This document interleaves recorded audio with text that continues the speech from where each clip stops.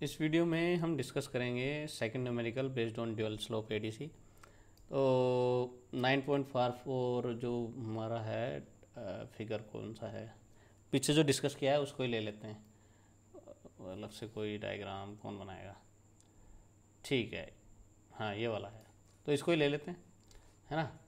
तो इसमें हमारे पास है ये सब है, तो इसको देख लेते हैं। तो यहाँ पर जो है ये V1 divide by T1 equals to VA divide by RC, VA divide by RC जो स्लोप बन रहा है, तो V1 divide by T1 equals to VA divide by RC। तो जो V1 है वो है पीक और ये है T1 टाइम। ये T1 है, ये है हमारा TX टाइम। तो TX जो है इसके लिए रिलेशन बनेगा V1 divide by TX equals to जो V रेफरेंस, क्योंकि ये वाला कनेक्ट करते हैं V रेफरेंस है, तो V reference divide by RC। और जो RC है वो है टाउ, टाइम कांस्टेंट। तो टाइम कांस्टेंट को रिप्रेजेंट करते हैं टाउ से, ठीक है। चलो जो ये बस हमें याद रखना है, इस पे ही हमारा बेस्ड रहेगा ये सब। तो हाँ जी, ये आ गए इधर। तो अब 12 बिट ड्यूअल स्लोप एडीसी है, 1 मेगाहर्ट्ज क्लॉक अप्लाई कर रहे हैं। वी रेफरेंस हमारे 10 वोल्ट है। It's analogue input voltage range है 0 से -10 volt. The fix interval T1 है, वो तो ठीक है। तो 0 से -10, ठीक है। ये -10 है, तो देखो इसमें वी रेफरेंस है पॉजिटिव, है ना, और यहाँ पर है ये नेगेटिव, ठीक है। उसके हिसाब से ये नेगेटिव है तो फिर पॉजिटिव आना चाहिए स्लोप। अब स्लोप पॉजिटिव आएगा इसमें, ये वाला स्लोप बनेगा, ठीक है। The fix interval T1 is the time taken of the counter to accumulate a count of 2 की power n। What is the time required to convert an input voltage equal to the full scale value. अच्छा, अब ये क्या है, इसमें दोनों का निकालना पड़ेगा। एक तो टी, ये जो हम T1 लेके चल रहे थे अब तक, ये हो जाएगा, और TX निकालना पड़ेगा। तो T और TX दोनों निकालने पड़ेंगे, दोनों को ऐड करना पड़ेगा, ठीक है जी। तो जो T1 है,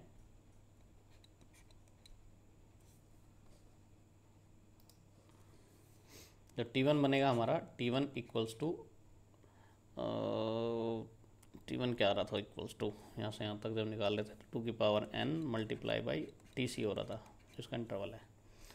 तो ये तो बन जाएगा, तो ये आएगा अराउंड हमारा TC है 1 माइक्रो सेकेंड। 2 की पावर जो n है वो 2 की पावर 12 बन जाएगा, 12 बिट का है, तो 2 की पावर 12 माइक्रो सेकेंड।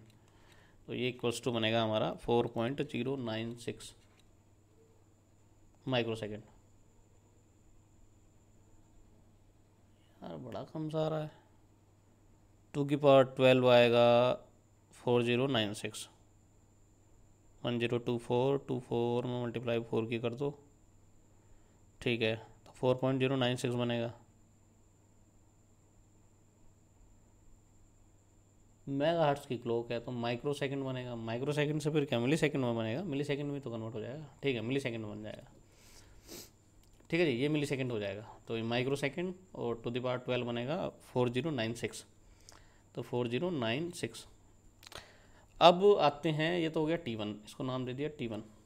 इसको कलर चेंज हो रहे हैं सब। T1 हो गया, ये भी T1 ले लेते हैं, इधर भी T1 हो गया, ठीक है। ऊपर मैंने T1 से लेकर डिस्कस किया था। तो T1 हो गया। अब TX की वैल्यू निकालनी है। TX की वैल्यू है V in divide by V reference, है ना। V in divide by V reference, तो V इन कितना है, 10 वोल्ट है मैक्सिमम, V रेफरेंस भी 10 वोल्ट है, तो TX इक्वल्स टू T1 है।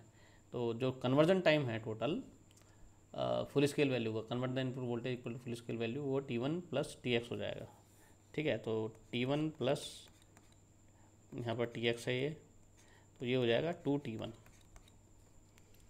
बस इसके 2 से मल्टीप्लाई कर दो, कन्वर्जन टाइम आ जाएगा, तो बनेगा अराउंड हमारा 8.19, दोनों में 18 है, 198 उसके 18 19, ठीक है, 19 मिली सेकेंड। तो 8.19 मिली सेकेंड आएगा आंसर, ठीक है जी। अब आते हैं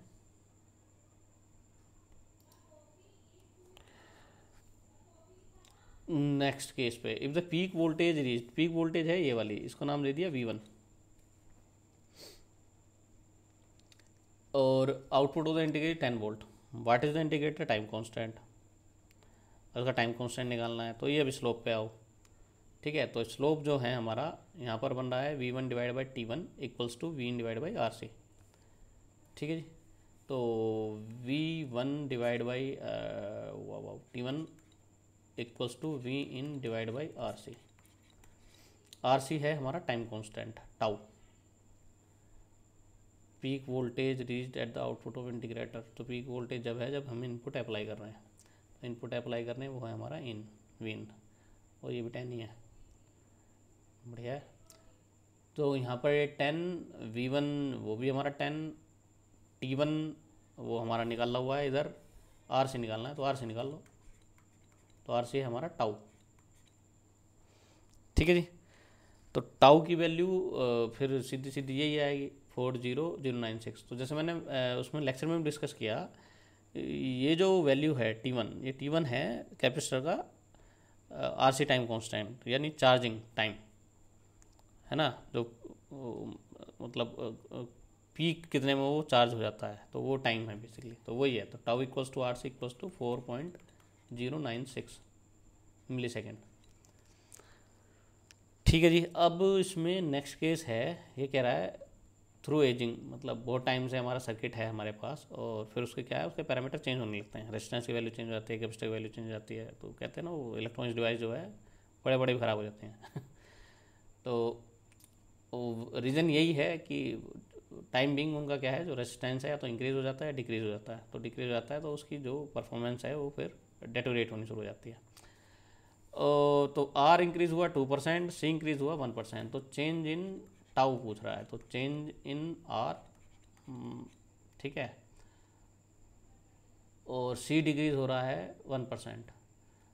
और इसकी मल्टीप्लाई करेंगे, क्या करेंगे, प्लस माइनस ही रहना चाहिए। तो एरर वाले केस में आता है, एरर वाले में चेंज इन टाइम और जो मल्टीप्लाई हो रही है, जो इंस्ट्रूमेंट के स्टूडेंट हैं, है ना, इंस्ट्रूमेंट किसी ने पढ़ा हो इंस्ट्रूमेंटेशन, तो उसमें जो मल्टीप्लाई करने वाला है उसमें प्लस माइनस हो जाता है वो, ठीक है। तो change in R divide by plus minus change in C, ये बन जाएगा। तो चेंज इन R है 2%, ये है 1%, तो 2% जो है इंक्रीज़ हो रहा है, तो ये तो प्लस में हो गया, है ना, माइनस ये 1% है, ये डिक्रीज़ हो रहा है। तो चेंज इन T जो है वो इक्वल्स टू 1% आएगा, चेंज इन टाइम 1%,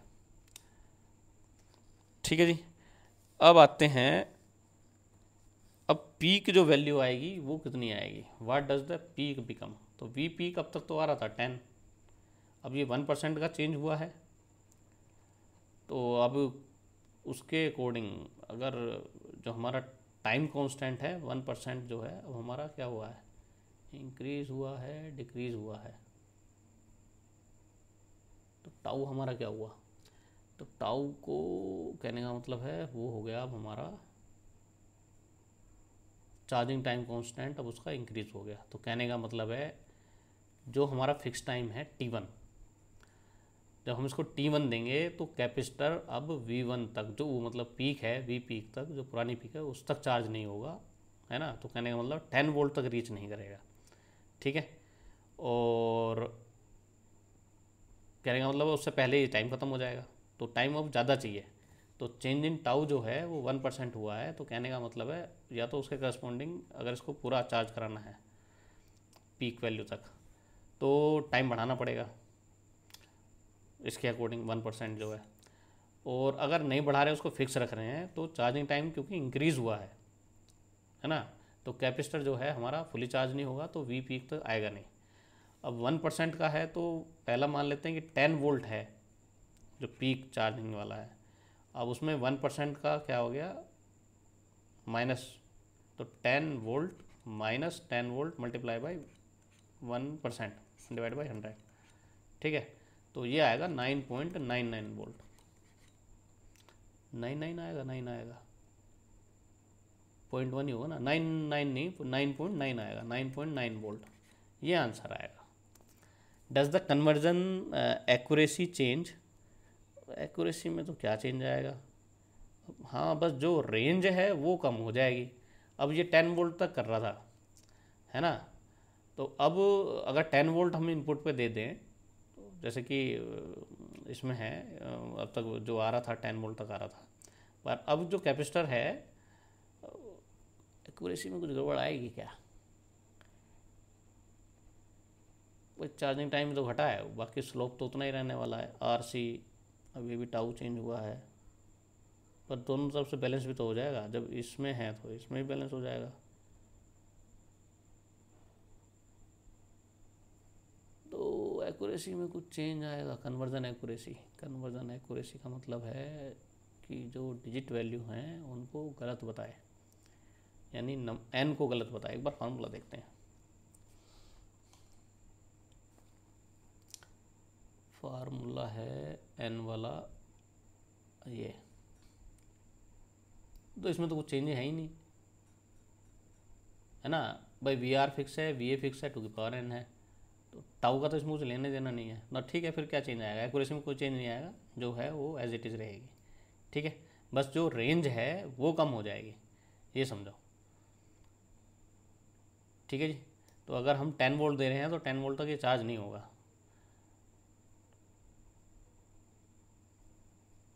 तो इनपुट की जो रेंज है, मैक्सिमम इनपुट कितनी अप्लाई कर सकते हैं, वो रेंज चेंज हो जाएगी। ठीक है जी, चलिए इसको यहीं रोकते हैं।